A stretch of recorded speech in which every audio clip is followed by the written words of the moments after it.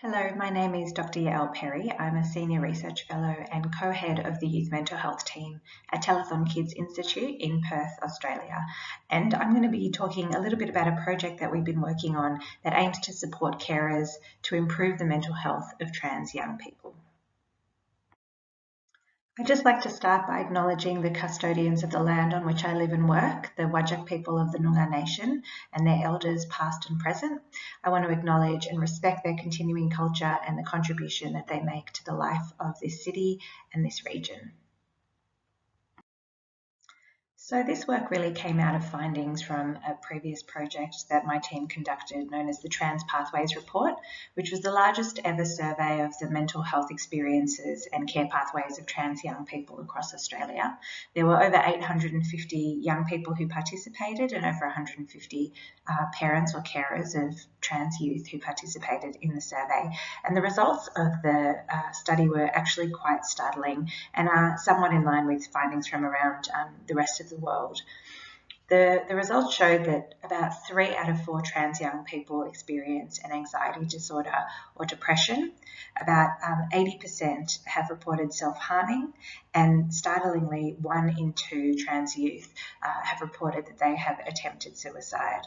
This was a really driving force behind our entire research program that is focused on improving the mental health and wellbeing of trans young people, and we aim to look at improving this mental health through individual, family and societal approaches. So when we look at the drivers of poor mental health in trans young people, there's really a range of contributing factors, but the majority we can see are related to external factors. That is the way that other people respond to young people's gender identity, rather than there being anything innately wrong with being trans in and of itself.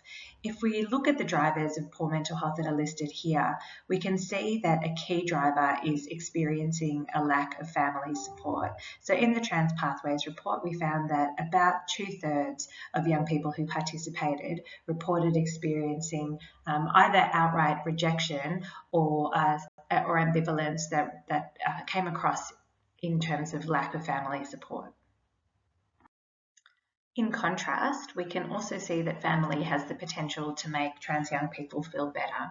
So when we ask participants what made them feel better, in addition to connecting with peers and friends and looking up towards role models or their partners, we found that family was also a key driver in terms of improving mental health, as with about 37% of young people endorsing that their family makes them feel better. This is not surprising given that about 2/3 suggested that they experience rejection. So this is likely to be the participants who were experiencing family support.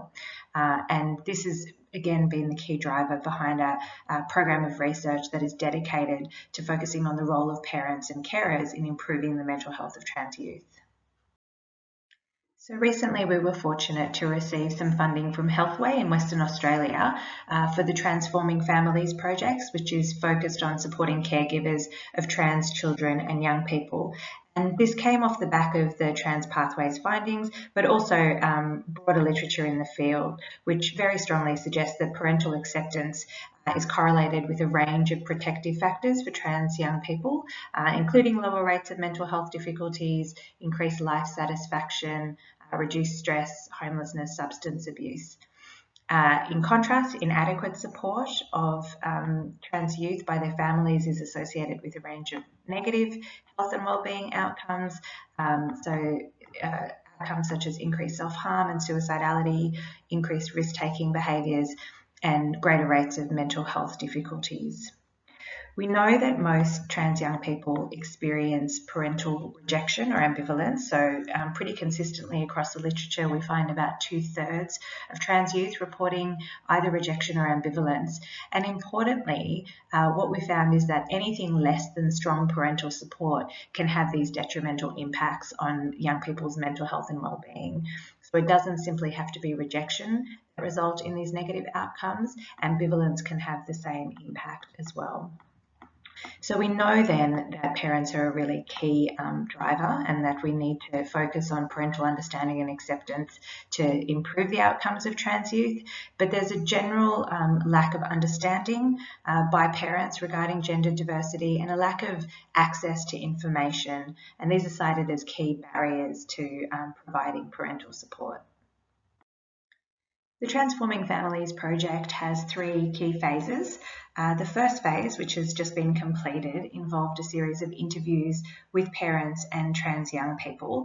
And the aim of this phase was really to understand the experiences of both parents and trans youth in terms of the coming out experience and experiences of acceptance and rejection and all that falls in between.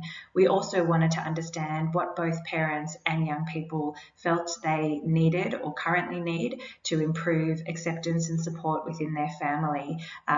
This phase really was a driver for phase 2, which is about to kick off. This involves the development of a digital resource hub that is really responding to the needs that have been highlighted in phase 1. And the final phase of the project will involve an evaluation of the hub that is about to be developed. In terms of phase 1 interviews, we've had a lot of interest from both parents and young people in participating, and we managed to interview 30 parents with regards to their experiences of acceptance and rejection of their trans young person. We had 26 mothers participate and 4 fathers, one of which who now identifies as trans female. The age range was around 35 to 58 years, and we had good representation across the country, including individuals who are living in rural and remote locations. These parents spoke to us about their experiences of their children who ranged in age from 4 to 20 years, with a range of gender identities, largely female and male, but also representation across the non-binary spectrum. 14 trans young people participated in the phase 1 interviews with a mean age of about 19 years. And again, we had representation across the different gender identities, largely female and male, and also non-binary identities represented as well, and good representation across the country again. We conducted qualitative analysis of the interviews, and I'd just like to acknowledge the wonderful work of Helen Morgan, our project manager, who conducted all the interviews and conducted the analyses. And we came up with some very clear key themes in terms of the experience of parents in navigating this journey of their child who is gender diverse. So parents most commonly described shock and surprise at their child's disclosure, and this was followed by a complex process of a range of different emotions and a pressured sense of needing to educate themselves in the absence of good quality information.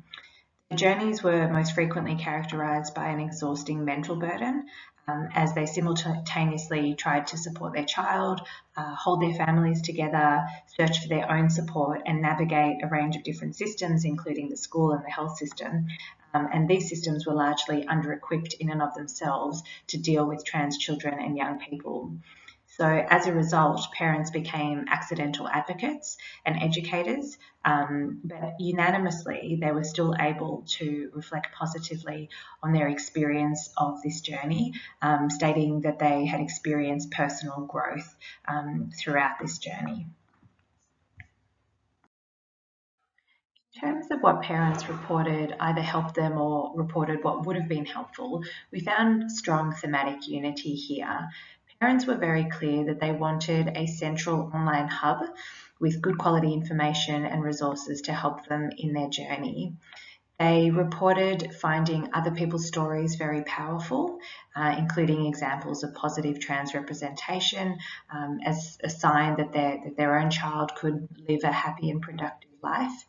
And they also noted that practical aids like templates and scripts that they could use to either share with schools or health systems or even their own family members, as well as information sheets, would be vital in reducing the mental burden that they largely experienced as they fulfilled the role of advocate and educator.